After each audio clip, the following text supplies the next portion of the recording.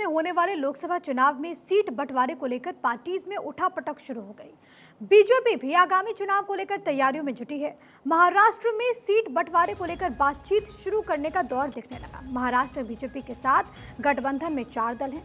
BJP के अलावा शिंदे गुट वाली शिवसेना, एनसीपी का अजीत पवार गुट, रामदास अठावले की आरपीआई, लेकिन बीजेपी ने एक तरफा तरीके से सीट बंटवारे की घोषणा कर दी।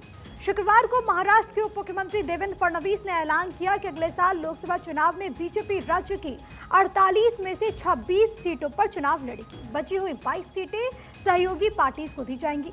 हालांकि जल्द ही देवेंद्र फडणवीस अपनी बात से पलट गए, कहा कि सभी सीट शेयरिंग फॉर्मूला तय नहीं हुआ है अभी। दरअसल फडणवीस की घोषणा के बाद अजीत पवार ने नाराजगी जाहिर की थी और कहा कि अभी सीट बंटवारे को लेकर कोई चर्चा नहीं हुई। देवेंद्र फडणवीस ने क्या कुछ कहा वो आपको एक बार सुनवाते हैं। जो लोग जो सीटें लड़े थे तो इनिशियल बातचीत करते समय उनकी सीटें उनके पास रहेगी, फिर उसमें कुछ बदलाव करना है, किसी को किसी की सीट देना है तो उसके ऊपर हम बातचीत करेंगे। तो इसका मतलब कुछ फाइनलाइज हुआ ऐसा नहीं है। एक बेसिक होता है कि किस चीज पर चर्चा होगी, तो चर्चा बेसिकली इस पर होगी कि कौन कौन सी सीट लड़ा। वक्त एक ब्रेक का, उससे पहले हेडलाइंस। इस हेडलाइन के प्रस्तुत करता है बढ़िया